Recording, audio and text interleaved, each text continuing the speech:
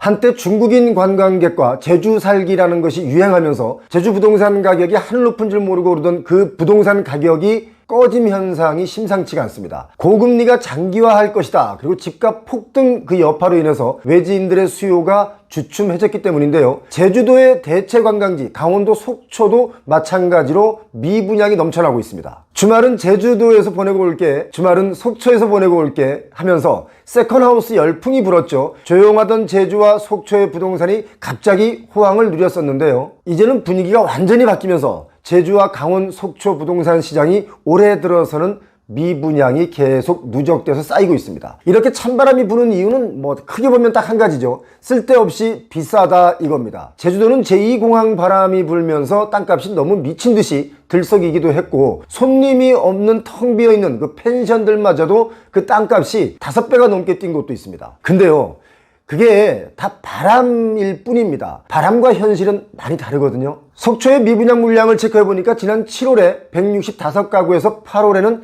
711가구로 불어났는데, 이렇게 갑자기 미분양 숫자가 불어난 이유는 뭘까? 그건요, 최근 분양한 물건이 분양에 실패하면서입니다. 힐스테이트 속초 아파트, 이게 7월에 분양을 했는데 925가구인데 평균 경쟁률이 2.6대 1이라고 하는 저조한 1순위 청약 경쟁률을 보였습니다. 2020년 집값이 막 고점으로 달릴 시기, 그때 분양했던 속초 롯데캐슬 인더스카이가 분양을 했을 때는요, 평균 12.4대 1의 경쟁률이었습니다. 그때와는 분위기가 정말 완전히 달라졌습니다. 올해 제주도의 분양은요, 23년 올해 공급된 8개 단지 모두 청약 미달 사태를 빚었습니다. 청약 미달. 10월 달에 분양한 아파트, 화북세운 멤버스라는 아파트가 53가구 분양을 했는데 53가구 모집에 단 11명만 왔습니다. 제주도에서 2021년 최고점일 때 분양한 이편한 세상 연동 센트럴파크 1단지가요 20.8대 1로 1순위 청약 경쟁률을 보였는데, 이때와 비교하면 완전히 달라졌죠. 여기는 이유가 뭘까요? 역시 딱 한 가지를 꼽자면 비싸답니다. 분양가가 너무 높기 때문입니다. 23년 한 해 동안 다른 지역의 아파트들은 반등한 곳도 있지만 제주도는요, 작년, 그러니까 22년 8월부터 1년 2개월째 계속 내리막을 걷고 있습니다. 그리고 제주 땅값과 또 주거용 부동산의 가격이 오른 이유가 제주도 분들이 사서 오른 게 아니고 외지인들이 달려들었기 때문에, 그분들이 매수를 했기 때문에 올랐었는데, 지금은 외지인 분들이 관심이 끊겼습니다. 외지인들이 제주도 아파트를 매수한 그 양을 보니까 2021년에는 447건이었고요. 작년 22년에는 238건, 올해 들어서 126건으로 매년 이렇게 50% 정도씩 계속 줄어들었습니다. 전체 거래량도 많이 줄었죠. 2021년에는 2522건, 22년에는 1625건, 올해 23년에는 1005건입니다. 최고점에서 해마다 거래량이 줄어들고 있습니다. 거래량이 줄어들었다는 것을 어떻게 해석하면 좋으냐면, 이미 살 사람, 그러니까 유효 수요들은 다 샀습니다. 그리고 그 다음 대기 수요들은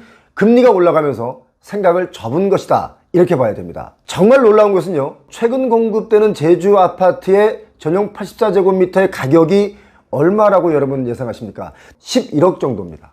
이 정도면 서울과 맞먹는 수준 아니겠습니까? 제가 얼마 전 영상에서 서울 동작구의 상도 푸르지오 클라베뉴라는 아파트, 이 아파트가 입지가 좋은 아파트임에도 불구하고 대거 미분양이 터졌다라고 말씀드렸었죠.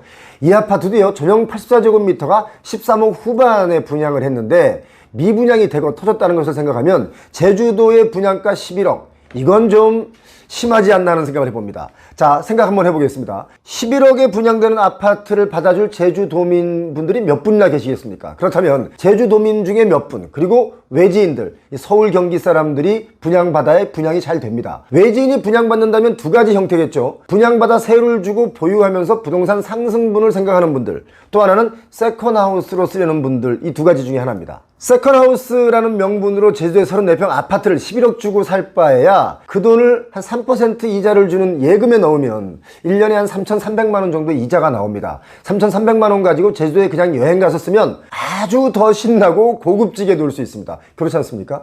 이자는 해마다 나옵니다. 해마다 제주도 가서 럭셔리 여행을 할 수도 있겠죠. 1박에 한 50만원 하는 호텔 3,300만원이면 66일, 2달 넘게 쓸 수 있는 돈입니다. 세컨하우스보다는 이게 훨씬 더 낫지 않을까요? 그렇지 않습니까? 그런데 11억 하는 고가 아파트를 분양받는 분들의 입장에서는 또 이렇게 얘기할 수 있습니다. 부동산 상승 시에 이익이 나면 더 크게 난다, 이렇게 생각하시는 분들도 있는데 한번 생각해 보죠. 11억짜리 아파트가 앞으로 해마다 3,300만 원씩 오를까요? 지금 11억에 분양한 아파트가 10년 뒤에 14억, 15억, 16억 갈까요? 저는 그렇게 보지 않습니다. 분양가보다도 가격이 하락돼서 마이너스 P로 나오는 아파트들도 지금 제주도에 많습니다.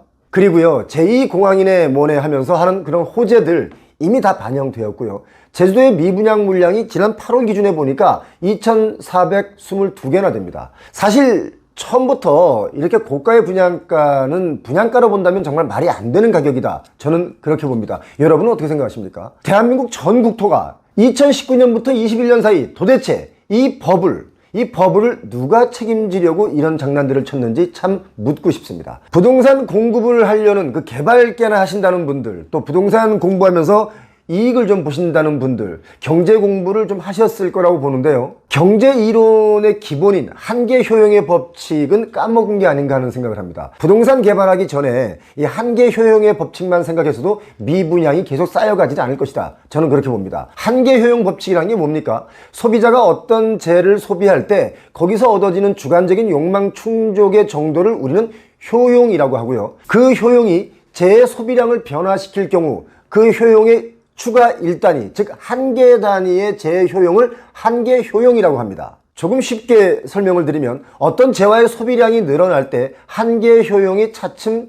감소합니다. 이것을 한계 효용 체감의 법칙이라고 하는데요. 경제학의 수요와 공급을 이야기할 때 자주 쓰는 경제학 용어입니다. 이것만 생각했어도 미분양의 물량은 지금처럼 그렇게 많지가 않을 것이다. 자, 지금 제주도는요, 인구도 감소하고 있습니다. 최고점을 찍고 내려오고 있죠. 22년 12월에 67만 8,200명이었는데 1년 사이에 67만 6,300명, 한 2,000명 정도가 제주도를 빠져나갔습니다. 제주도의 부동산 거품, 이 아파트 값의 하락이 결국 땅값에도 영향을 줄 것이다 라고 봅니다. 2019년부터 21년 부동산 거품, 물론 그 이전에도 거품이다 라고 했었는데요.